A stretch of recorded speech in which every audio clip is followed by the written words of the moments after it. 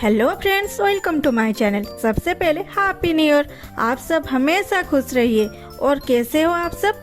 तो आज की ड्रामा एक मिनी ड्रामा है। ड्रामा के स्टार्टिंग में लियू बोक्सियो, जो कि इस ड्रामा की हीरोइन है, वो अपने नाना के बेड के पास बैठी थी। नाना उसे बोलते हैं, बेटा बेजिंग एक डेंजरस प्लेस है, तुम्हें वहाँ केयरफुल रहना होगा। और बोक्सियो बोलती है, हाँ नाना जी, मैं अपनी ख्याल रखूंगी और मैं बेजिंग भी जाऊंगी। और 20 साल पहले मेरे माँ के साथ क्या हुआ था मैं पता लगाऊंगी। फिर दूसरे सीन में दिखाता है, बोक्सी किसी के पास आई है और उन अंकल को अपने माँ के बारे में पूछ रही है। तभी एक लड़का जिसका नाम जेन है, वो आके बोलता है, सर सिर्फ डोंग का एक्सीडेंट हो गया है, अब क्या करें? अंकल बोलते हैं, बॉस तो अब खाना नहीं खाएंगे, वो तो बहुत पिकी है, तुम जाओ डोंग फैंग रेस्टोरेंट के अच्छे से अच्छे शेफ को बुला के लाओ। तभी एक लड़की आके बोलती है, मैं बनाऊंगी मेरे यान के लिए खाना। ये है यूक्सी, जिसके साथ यान का शादी होने वाला है, जो कि उसके ग्रैंड माँ कराना चाहते हैं। जेन बोलता है, तुम्हारे हाथ का खाना मास्टर नहीं खाने वाले। बोक्सी बोलती है, मैं कुछ हेल्प करूं? अंकल बोलते हैं, अरे हाँ, तुम्हारे नाना तो बहुत ही फेमस शेफ थे। तब यूक्सी बोलती है, हाँ आजकल तो कुत्ते बिल्ली भी खुद को फेमस शेफ बोल रहे हैं। ये सुन के बोक्सी हो जाती है आपे से बाहर और बोलती है, तो हो जाए एक एक हाथ। यूक्सी बोलती है, क्यों नहीं, लेकिन अगर तुम हारे तो यहाँ से चला जाना, कभी भी वापस मत आना। फिर दोनों जाते हैं खाना बनाने। लेकिन जब बोक्सी खाना बना रही थी, तब यूक्सी आके उसे बोलती है, तुम तो बहुत प्रीटी हो, सच बोलो, किसने तुम्हें यहाँ भेजा है? और बता तेरी मोटिव क्या है? क्या तू मेरी यान पे डोरे डालने आई है? बोक्सी बोलती है, क्या बोल रहे हो, जाओ यहाँ से, मुझे काम करने दो। और कुकिंग करने लग जाती है। फिर एंट्री होता है हमारे राजकुमार, जिनके वजह से इतने सारे स्यापा चल रहा था। उनका नाम है यान जिया मुक्सी। वो खाना खा के बोलते हैं, ये तो सेफ डोंग का खाना नहीं है। तभी वहाँ यूक्सी आके बोलती है, यान ये मैंने तुम्हारे लिए बनाई है, चलो जल्दी से खाओ, 10 मिनट में सारा खत्म करो। यान बोलता है, मुझे सेफ डोंग का खाना ही चाहिए। तभी बोक्सी की खाना वहाँ लाया जाता है और यान उसके खुशबू से ही इतना इम्प्रेस हो जाता है, वो बिना कुछ कहे चंद मिनटों में प्लेट खाली कर देता है। फिर बोलता है, जेन जाओ, जिसने ये बनाया है उसे यहाँ लेके आओ। फिर बोक्सी वहाँ आती है। ये दोनों एक दूसरे को देख के चिल्लाते हैं, तुम यहाँ पे। फिर पास्ट का एक सीन दिखाया जाता है। बोक्सी एक बार में बैठी थी और जब पैसे देने की बारी आती है, वो देखती है उसकी फोन तो स्विच ऑफ हो गई है। वो बोलती है, मेरी फोन स्विच ऑफ हो गई है, अब मैं क्या करूँ?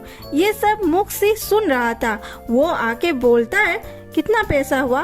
वेटर जितना बोलता है वो उसे पे कर देता है। ये देख के बोक्सी बोलती है, थैंक्स, आप मुझे अपने नंबर दे दीजिए, मैं आपको पैसा ट्रांसफर कर दूंगी। मुक्सी बोलता है, जरूर। और उसे अपना बिजनेस कार्ड दे के बोलता है, क्या हम पहले कभी मिले हैं? बोक्सी समझ जाती है कि इसका इरादा कुछ ठीक नहीं है। वो बोलती है, सॉरी, मुझे जाना है, मेरी बॉयफ्रेंड बाहर वेट कर रहा है, और वहाँ से चली जाती है। फिर प्रेजेंट का सीन दिखाता है, जहाँ मुक्सी बोल रहा था, देखो हमारा मिलना तो तकदीर में लिखा है, तुम इसे चेंज नहीं कर सकते, कल से आ जाना मेरे मेन शेफ बनके। बोक्सी बोलती है, कभी नहीं, और वहाँ से चली जाती है। मुक्सी उसके पीछे जब जाता है, यूक्सी उसे रोक के बोलती है, यान ऐसी लड़की तुम्हारे लिए खाना बनाएगी, चलो ना हम शादी कर लेते हैं, फिर मैं हर दिन तुम्हारे लिए कुकिंग करूंगी। यान मुझे छोड़ो बोल के वहाँ से चला जाता है। इधर दूसरे सीन में दिखाता है, अंकल बोक्सी को बोलते हैं, बोक्सी तुम्हें कुछ गलतफहमी हो गई है, हमारे यान बहुत अच्छे हैं, वो लड़कीबाज नहीं है। अच्छा ये बताओ, तुम सडनली बेजिंग क्यों आए हो? बोक्सी बोलती है, मेरी माँ की गुनहगार को ढूंढने। अंकल क्या आपको पता है तब क्या हुआ था? अंकल बोलते हैं, मुझे तो बस इतना पता है कि 20 साल पहले एक रात को तुम्हारी माँ किसी के साथ डेट पे गई थी, उसके बाद उसके बिहेवियर में चेंजेस आने लगी, तो मैंने तुम्हारे नाना को बोला इसे बेजिंग से ले जाइए, फिर तुम इस दुनिया में आए। बोक्सी बोलती है, तो इसका मतलब क्या, जिसने मेरी माँ को इतनी हर्ट की है वो ही मेरे पिता है। अरे हाँ, बचपन से मेरे पास ये जेड है, ये किसका है पता लगा सकते हैं अंकल? अंकल बोलते हैं, मैं ये यान हाउस में देखा है लेकिन कहाँ पता नहीं। फिर दूसरे सीन में दिखाता है बॉक्सी रास्ते में जाते हुए सोच रही थी शायद मुझे मेरी इन्वेस्टिगेशन यान फैमिली से ही शुरू करनी होगी।